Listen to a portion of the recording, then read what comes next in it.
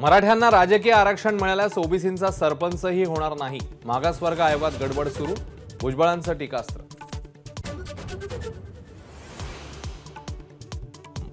सरकार मनोज जरांगेंपुढे किती झुकणार, भुजबळांचा सरकारला घरचा आहे तर ओबीसींविरोधात बोलणाऱ्यांचा निवडणुकीत कार्यक्रम करण्याचा इशारा।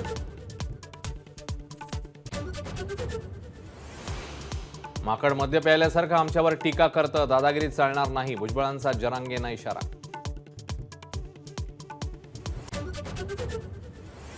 भिवंडीमध्ये ओबीसी सभेच्या व्यासपीठावर नाराजी नाट्य। आगरी सेनाप्रमुख राजाराम साळवींना भाषण थांबवण्याची चिठ्ठी दिल्यानं नाराजी, भुजबळांकडून समजूत काढण्याचा प्रयत्न।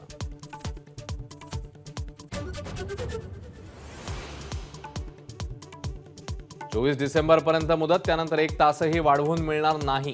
अंतरवाली सराटीत झालेल्या बैठकीत जरांगेंचा सरकारला इशारा। 23 तारखेला पुढची दिशा ठरवणार।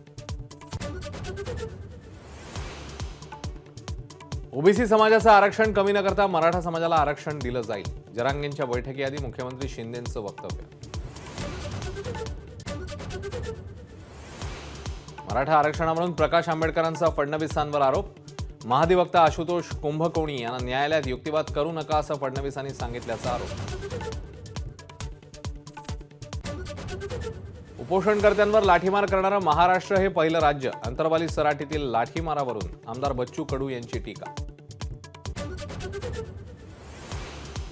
सेना आमदार अपात्रता प्रकरणाच्या अंतिम सुनावणीला उद्यापासून सुरुवात, युक्तिवादासाठी दोन्ही गटाला 1.5 दिवसाची मुदत।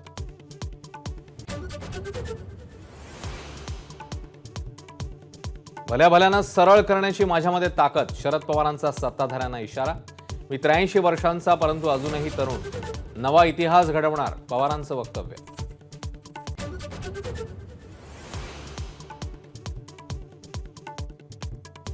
नागपूर अमरावती रोडजवळील स्फोटकं बनवणाऱ्या बाजारगाव कंपनीमध्ये स्फोट, स्फोटात 9 जणांचा मृत्यू, मृतांच्या कुटुंबियांना 5 लाखांची मदत जाहीर।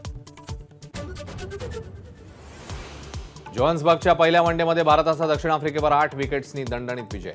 हर्षदीप आणि आवेश खानच्या धारदार वेगवान माऱ्यासमोर आफ्रिकन आर्मी 116 धावांमध्ये गारद।